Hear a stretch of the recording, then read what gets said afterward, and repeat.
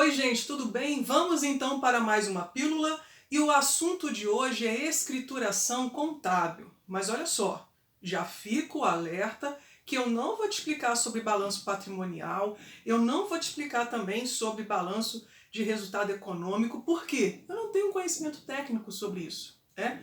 Vocês sabem que quem tem a obrigatoriedade legal, a habilidade para realizar esse tipo de documento são vocês, contadores, e não nós, advogados.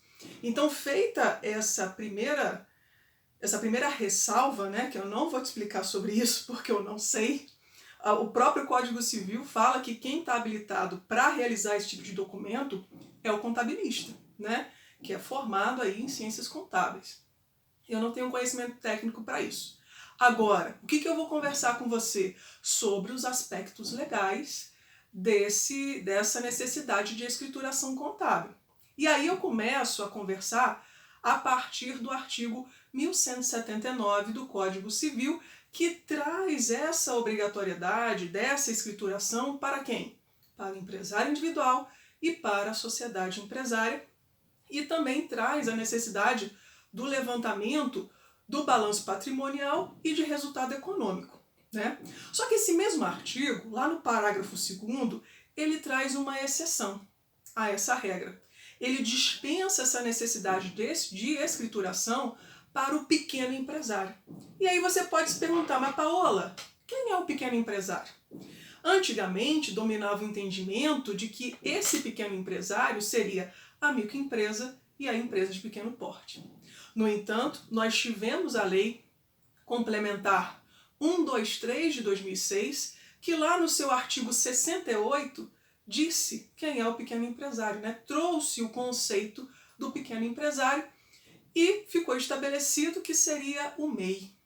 Então, o pequeno empresário é o MEI, né? Que está lá conceituado a partir do artigo 18A dessa mesma lei complementar. Então, somente o MEI, que é o microempreendedor individual, tem essa benesse legal, né, de não ter que fazer essa escrituração contábil. Críticas à parte em relação a essa situação, porque eu entendo que a microempresa, a empresa de pequeno porte, deveriam também ter essa facilidade de não ter que fazer toda essa escrituração. Mas não é isso que a gente tem atualmente. Um outro aspecto que eu queria trabalhar com vocês se refere a como redigir esses balanços, né?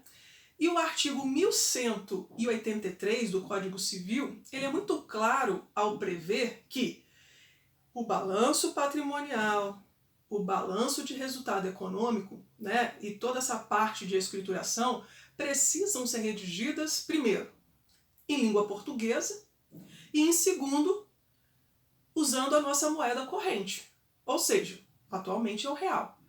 E aí, gente, vocês acreditam que, muito engraçado, né? Semana passada eu estava analisando um processo desses, né? Que a pessoa vinha aprovando, né? Os sócios vinham aprovando o balanço patrimonial e o de resultado econômico. Só que eles fizeram toda essa documentação em inglês. E aí eu tive que baixar o processo em exigência, explicando que não poderia ter sido feito em inglês, porque esse artigo, né, 1183 do Código Civil, estabelece que você tem que fazê-lo em moeda corrente nacional e em língua portuguesa. Então não tinha como manter o documento dessa forma, né? E por fim, o último aspecto que eu queria tratar é da necessidade de conservação desses documentos desses livros empresariais, né? E toda essa parte de escrituração contábil. Por quê? O próprio Código Civil, lá no artigo 1194, traz essa obrigatoriedade de conservação. Porque, gente, os livros eles são muito importantes. Toda essa parte de escrituração é muito importante porque é através dela que você consegue definir e averiguar se está ocorrendo fraude, se está ocorrendo algum tipo de desvio de dinheiro, né? Então esses documentos são muito importantes. E você sabe também que, por exemplo, isso comprova a importância desses livros.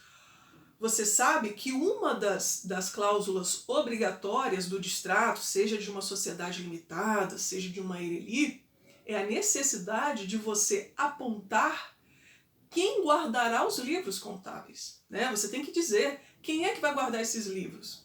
E isso por força do artigo 53, inciso 10, do decreto 1896. Que decreto é esse, Paola? Decreto, gente, que regulamenta a lei 8.934/94, que é a nossa lei de registro público, né? Então, esse decreto traz lá essa obrigatoriedade de você dizer quem será o responsável pela guarda desses livros. E, no mínimo, você deve guardá-los aí por 5 anos. Porque é através dele que você consegue verificar a saúde econômica e financeira daquela sociedade ou daquela ERELI ou do empresário individual. Então, a gente tem que ter um cuidado muito grande, né, com os livros empresariais.